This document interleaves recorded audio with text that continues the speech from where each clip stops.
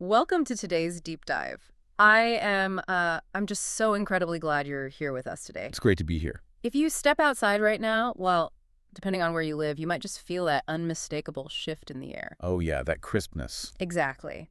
The frost is melting, the days are stretching out a little bit longer, and the world is starting to bloom again. That's right, we are talking about spring. And with the shifting of the seasons comes one of the most universally recognized and widely celebrated holidays on the globe. It really is a massive global event. And, the way humanity celebrates it is this brilliant tapestry of history, theology, and some truly unexpected local customs. Definitely. When you start pulling at the threads of how we actually mark this time of year, you uncover centuries of human evolution. Today, we are taking you on a cultural world tour. Our primary guide for this journey is an incredibly detailed article from the Mondly blog. It's titled, How to Say Happy Easter in Different Languages and Easter Traditions. It's a fantastic source. It really is. So our mission for this deep dive is to uncover the ancient origins of Easter, decode the downright confusing math behind its ever-changing date, and explore some unique global traditions. And then finally, we'll learn how to greet friends around the world in their native tongues. It's going to be a fascinating journey. There's just so much more to this holiday than the modern commercial aspects of chocolate bunnies and pastel colors. Right. I mean, we are looking at a holiday that has absorbed the practices of multiple empires, religions, and eras. Okay, let's unpack this. Because Easter is a holiday that practically everyone has heard of, but very few people actually know the mechanics of. That's so true. For instance, looking ahead, in 2026, Western Easter falls on Sunday, April 5th. April 5th, yep. But why? I mean, why isn't it just on the same day every year like almost every other major public holiday? Well, to understand the date, we first have to understand the dual origins of the holiday itself. Easter, much like Christmas, is a really complex blend of Christianity and ancient pagan culture. Her roots go way back. Way back. Originally, in pagan traditions across Europe, this specific time of year was entirely focused on the spring equinox. Right. It was a festival of fertility, the return of the sun, and the literal rebirth of nature after a long and often brutal winter. It makes complete sense from a survival standpoint. You endure months of freezing temperatures and scarcity. You finally see the first green shoots coming out of the dirt, and you naturally want to gather your community to throw a party. Exactly. It was a vital psychological release for ancient peoples. But parallel to this, in the Christian faith, this spring period commemorates the most central event of their theology. The resurrection. The resurrection of Jesus Christ. It fulfills Old Testament prophecies, celebrating the defeat of death on the third day and offering the hope of salvation. Now, as the Christian faith began to spread globally, early believers who didn't follow traditional Jewish customs started to merge their religious observances with those existing pagan spring festivals. It makes you wonder, though, how a festival about sunlight and farming successfully merged with a theology about life after death. Without losing the core of either. Right. They took the profound Christian solemnity of resurrection and integrated it with deeply ingrained pagan symbols of spring. And that historical blending is the exact reason the date of Easter moves around. Easter is what we call a movable feast. A movable feast. Yes. It does not have a fixed date on the civil calendar. Instead, the calculation is tied to both the lunar cycle and the solar year, aiming to maintain its connection to the equinox and the Jewish holiday of Passover. All right, I have my metaphorical notepad ready here. Break down this calendar math for us, because this is something that trips people up every single year. The overarching formula is this. Easter falls on the first Sunday, following the first full moon after the spring equinox. All right, first Sunday after the first full moon. Exactly. And for the purposes of this calculation, the Western Church fixes the spring equinox as March 21st on the Gregorian calendar. Got it. So because of that specific lunar formula, Western Easter can land anywhere in a fairly wide window, between March 22nd and April 25th. First Sunday after the first full moon after March 21st. That actually explains why the holiday can feel incredibly early one year and practically in the summer the next. What's fascinating here is that the Eastern Orthodox Church uses a slightly different baseline. Yeah. They base their calculation on the older Julian calendar, which was established by Julius Caesar. The Julian calendar. Right. The Julian calendar calculates a year as exactly 365.25 days, but a solar year is actually roughly 265.2422 days. So it drifts. It drifts. Over centuries, that tiny fraction of a difference means the Julian calendar drifts out of sync with the solar equinox. Currently, it's about 13 days behind the Gregorian calendar. Wow. So in the Eastern Orthodox tradition, Easter can fall anywhere from April 4th to May 8th on our modern calendars. Taking that a step further, that means you often have two completely different global celebrations happening weeks apart. You do? But the Mondly blog points out a really rare exception. In the year 2025, a rare mathematical alignment occurred where both the Gregorian and Julian calculations synced up. Yes. Both Western and Eastern Christians celebrated Easter on the exact same day, April 20th. It's a compelling moment of global unity when the cosmos and the competing calendars finally agree. It really is a unique convergence. Now, moving on to symbols. We all know the Easter bunny is a quirky cultural staple, but when you actually stop to think about it, a rabbit delivering eggs makes zero biological sense. Not at all. Where did that specific combination originate? This goes right back to those pagan roots we mentioned earlier. Yeah. One of the prevailing historical theories is that the rabbit was the animal symbol of the pagan goddess Eostre. Eostre? Yes, she was the deity representing fertility and the dawn. Rabbits have incredibly high reproduction rates, making them the ultimate living symbol of fertility and new life multiplying across the land. That answers the rabbit part, but it doesn't quite explain the delivery mechanism for chocolate and candy. For that, we fast forward to the 1700s.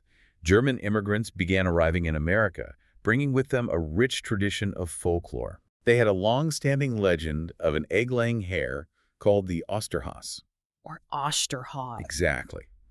According to this tradition, children would build little nests in secluded places around their homes, hoping this magical hare would visit overnight and leave behind brightly colored eggs. The evolution of that is so clear. Building a nest out of grass eventually turns into carrying a woven Easter basket lined with fake plastic grass. Yes, exactly. And the colorful eggs were eventually joined by chocolate, candies, and toys as the holiday became more commercialized. It's a perfect case study in how folklore adapts to new environments. But the egg itself wasn't just a random item for the rabbit to carry. Both the rabbit and the egg were dual symbols of renewal. Right. For early Christians, the egg took on a very specific, deeply religious meaning. The hard shell of the egg was likened to the sealed stone tomb from which Christ arose, with the life inside representing the resurrection. Here's where it gets really interesting, though. The act of decorating those eggs wasn't just an artistic pursuit. It was born out of dietary restrictions. That's right. During the fasting period of Lent in the Middle Ages, eating animal products, including eggs, was strictly forbidden. And since you couldn't eat them, but the chickens kept laying them, people would hard-boil the eggs to preserve them and then decorate them with natural dyes. Smart. Right. When Easter Sunday finally arrived, cracking open and eating those beautifully decorated eggs was a massive, joyous celebration, a literal breaking of a long, austere fast. And the actual Easter egg hunt, the act of hiding these decorated eggs in the grass for kids to find, isn't just a random backyard game either. The article traces this back to the late 16th century to the Protestant reformer Martin Luther. He utilized the egg hunt for his congregation with a very specific theological purpose. Men would hide the eggs, and the women and children would search for them. Which is a direct, interactive, educational nod to the biblical narrative of the resurrection, where the empty tomb was first discovered by women. He was essentially democratizing the theology. Taking it out of the formal church service and turning it into a lived, participatory experience for the family. That context completely changes how you view a neighborhood egg hunt. It started as a theological reenactment. Now, keeping with the theme of fascinating traditions, the Mondly article takes us on a rapid-fire world tour. We've talked about the bunny and the eggs, but across the globe, humanity has come up with some incredibly unique ways to celebrate. Let's look at how different cultures express devotion, starting with a stark visual contrast. If you go to Greece, you won't find the pastel-colored eggs common in North America. The tradition there is to dye the eggs strictly in vibrant, deep shades of red. Just red. Just red. The red represents the blood of Jesus Christ, maintaining a very direct, uncommercialized link to the religious significance of the holiday. From that profound, singular focus in Greece, let's contrast it with a completely different type of visual devotion in Guatemala, specifically in the city of Antigua. Oh, the carpets. Yes, local artists and residents spend hours, sometimes days, creating things called alfombras. These are massive, incredibly intricate street carpets, but they aren't made of fabric. They are meticulously constructed from colorful flowers, dyed sawdust, fruits, vegetables, and sand. They illustrate complex religious scenes alongside ancient Mayan traditions. It's breathtaking temporary art. The entire community works silently and diligently to create these masterpieces on the cobblestone streets, knowing full well they will be destroyed hours later when the religious processions walk over them. It's a beautiful, silent expression of devotion and the fleeting nature of life. It really is. Now contrast that silent, visual reverence with Florence, Italy, where the tradition is significantly louder and infinitely more explosive. It's called Scoppio del Carro, which translates the explosion of the cart. It is quite the spectacle. It's a 350-year-old tradition dating back to the First Crusade. During the Easter Mass, an incredibly ornate, multi-story antique cart is loaded to the brim with fireworks and parked squarely in front of the cathedral. A cart of fireworks at a cathedral? Yes. At the climax of the Mass, the Archbishop of Florence lights a fuse, often shaped like a dove that rockets down a wire from the altar out the doors and ignites the cart. The resulting explosion of sound and color is meant to guarantee a good harvest for the surrounding region. The idea of an archbishop lighting a fuse to a 350-year-old fireworks cart is just phenomenal. Moving from the explosive to the communal, let's look at how fire and food bring people together in other parts of the world. In northwestern Europe, they celebrate by building massive Easter fires. These bonfires are immense community events. Originally, the idea was quite literal to drive away the cold, the darkness, and the lingering spirits of winter. Right, fire equals spring. Today, it serves as a powerful gathering point where entire towns stand around the flames to welcome the warmth of spring together. That sense of community gathering is taken to an entirely different level in France, specifically in the town of Haux. The focus there is entirely culinary. The town gathers in the main square to cook a giant omelet. A giant omelet. And when we say giant, it's made from more than 15,000 eggs and is designed to feed up to 1,000 people. When you think about it, this isn't just a quirky town event for tourists. Yeah. It's a modern, massive escalation of that medieval tradition we discussed earlier. Breaking the fast. Right. After weeks of breaking the Lenten fast where eggs were banned, the community comes together to consume an incomprehensible amount of them in one sitting.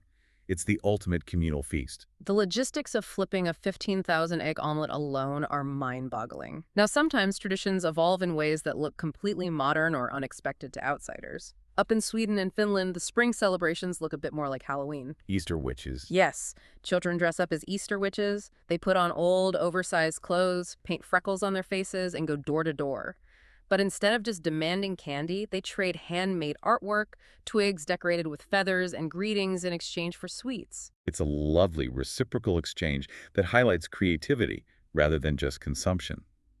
Another unexpected visual happens in Bermuda, where they look to the sky on Good Friday. The tradition there is to fly intricate, homemade, geometric kites. When I was reading through the article, the origin story for this really stood out to me. According to local Bermudian legend, a teacher was struggling to explain the abstract concept of Jesus ascending to heaven to his students. So he built a kite. Exactly. To give them a practical visual aid, he built a traditional kite and flew it. The visuals stuck permanently, and now the skies of Bermuda are filled with colorful kites every single Easter weekend. It's a brilliant piece of visual theology. It truly is. But amidst all these varied celebrations, the witches, the kites, the giant omelets, we should also ground ourselves in the deep religious solemnity that still anchors the weekend for millions. Absolutely. In Vatican City on Good Friday, the Pope leads a deeply solemn evening procession, not at St. Peter's Basilica, but at the ancient Colosseum in Rome.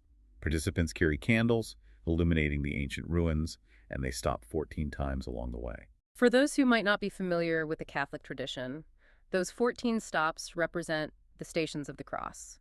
It's a structured spiritual reenactment of Jesus' final day, from his condemnation to his burial. It's an incredibly stark contrast to the exploding carts in Florence, highlighting that dual nature of the holiday. Profound religious reflection existing directly alongside vibrant communal rejoicing. Which brings us perfectly to the linguistic element of our exploration. Because while the traditions vary wildly depending on whether you were in a town square in France or the streets of Antigua, the human desire to wish someone well during this season of renewal is entirely universal. Universal indeed. The Mondly article we're pulling from provides a fantastic breakdown of how different cultures express joy during this season. Before we dive into the specific languages, how does the formal religious greeting operate? In Orthodox, Catholic, and Anglican faiths, the formal liturgical greeting is, Christ is risen. And the traditional, required reply from the other person is, truly he is risen, or he is risen indeed. It's a call and response affirmation of faith. Exactly. But outside the church doors, in everyday conversation around the world, variations of a simple Happy Easter are the most utilized greetings. Let's do a linguistic breakdown. And when I was looking through the Mondly piece, the cultural nuances around the food really caught my eye, so I want to explore what people are eating when they share these greetings. Let's start with Spanish. In Spanish, the greeting is Felices Pascuas, or sometimes you will hear Felices Fiestas, which is a broader term meaning happy holidays.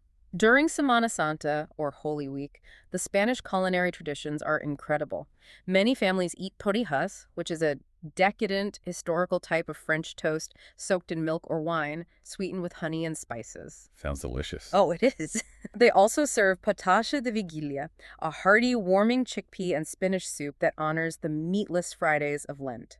How about in French? In France, the traditional greeting is Joyeux Pâques. And there, families traditionally gather to eat a roasted leg of lamb, heavily seasoned with Provençal herbs, garlic, and olive oil. Plus, they have a fascinating alternative to the Easter bunny, the cloche de Pâques. The Easter bells. Right. French folklore says that all the church bells magically detach and fly to Rome on Good Friday to be blessed by the Pope. When they return on Easter Sunday, they drop chocolates for the children across the countryside. A flying bell delivering chocolate is a brilliant piece of regional storytelling.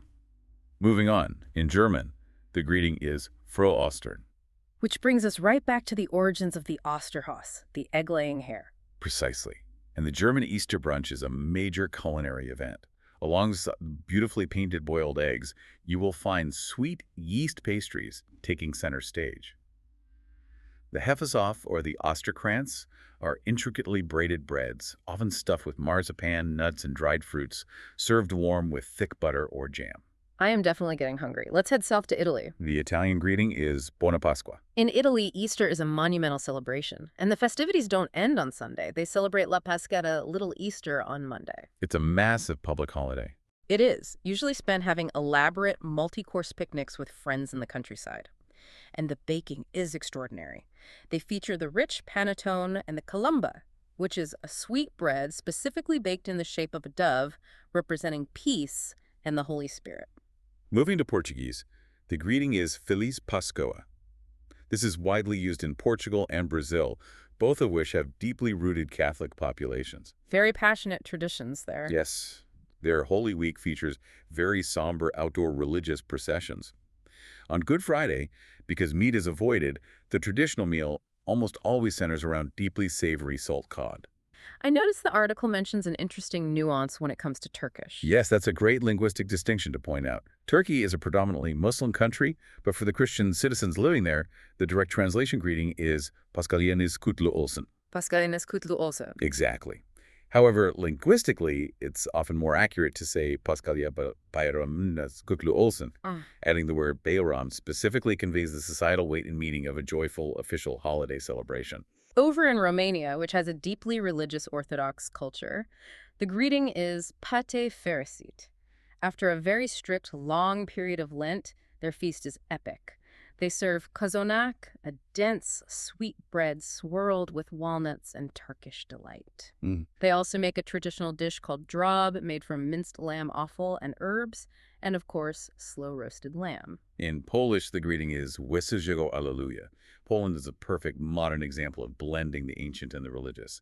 They have the siły konka, which is the traditional Easter basket filled with sample portions of the holiday foods brought to church on Saturday to be blessed. It includes the beautifully decorated pizanki eggs, hearty kielbasa sausage, and a deeply savory sour rice soup called jurek. And finally, Greek, which is saksesha, kalopasha. All right, listener, we are going to break the fourth wall for just a minute. We've thrown a lot of linguistics at you, but we want you to actually walk away from this deep dive with some new skills. From practical application. Exactly. We are going to slowly practice 3 of the most common greetings from the article. I want you, wherever you are in your car, cooking dinner, or just taking a walk to say these out loud. Don't be shy. Let's start with French. Happy Easter. Joyeux Pâques. I'll give you a second to try it. Joyeux Pâques. Let's do German next. Frohe Ostern. Go ahead and say it. Frohe Ostern. And finally, Italian. Buona Pasqua. Your turn. Buona Pasqua. Fantastic. Seriously, try pulling one of those out at your next spring gathering. It completely changes the dynamic of a greeting. So what does this all mean? We've looked at the complex math, the ancient history, the exploding carts, and the global vocabulary. What's the core takeaway from all this source material? If we connect this to the bigger picture, it reveals something deeply fundamental about our shared humanity. Whether it is collectively cooking a 15,000 egg omelet in a French town square, quietly flying a homemade kite on a beach in Bermuda, or simply turning to a neighbor and saying Buona Pasqua, humans have a universal, undeniable need to celebrate renewal. We really do. We need physical, tangible rituals to mark the passing of the dark winter and the return of light and life. These holiday greetings and shared meals, the torrijas, the lamb, the sweetbreads, they aren't just empty calories. They are the mechanisms we use to bridge vast cultural divides and build enduring community bonds. It's the human desire for togetherness, pure and simple. And it makes me want to ask you, the listener, how do you celebrate in your country or even just in your own home? Do you have a neighborhood egg hunt? Do you have a specific pastry or dish that just smells like spring to you the moment it comes out of the oven? What specific greetings make the holiday feel like it has officially arrived? Take a moment today to reflect on your own traditions because, as we've learned, they're probably carrying centuries of hidden history. Yeah, absolutely are. Every small family tradition is usually a link in a very long historical chain. Let's quickly recap the incredible ground we've covered today. We decoded the complex lunar and solar math that makes Easter a movable feast, landing on April 5th in 2026 for the Western calendar. We unpacked how modern Easter is a fascinating, enduring hybrid of ancient pagan fertility symbols like the biological mystery of an Easter bunny and profound Christian theology. Right down to Martin Luther utilizing the empty tomb narrative to invent the first interactive Easter egg hunt. We also took a thematic world tour, contrasting the silent visual devotion of Guatemala's sawdust carpets with the explosive auditory celebration of Florence's firework carts, and discussed the massive community omelets of France as a modern breaking of medieval fasting laws. And we practice extending joy across language barriers, from Joyeuse Pâques to Fro Ostern. We invite you to mentally bookmark your favorite greeting from today and surprise a friend or family member with it this spring. This raises an important question, though, a final thought for you to mull over as we finish up. Considering that the Easter we know today is a grand, overlapping mashup of ancient pagan traditions, 16th century Protestant teachings, and 18th century folklore, what modern-day habits or popular culture trends happening right now might eventually be absorbed into this holiday? What current trend will have historians hundreds of years from now scratching their heads, wondering how it became a sacred spring tradition? That is such a compelling thought. Will future generations be hunting for digital eggs in augmented reality, completely convinced it's an ancient rite of spring? It's entirely possible. Thank you so much for joining us on this cultural and linguistic journey. We wish you a warm, bright, and incredibly joyful spring season. Until next time, keep learning, keep celebrating, and we will catch you on the next deep dive.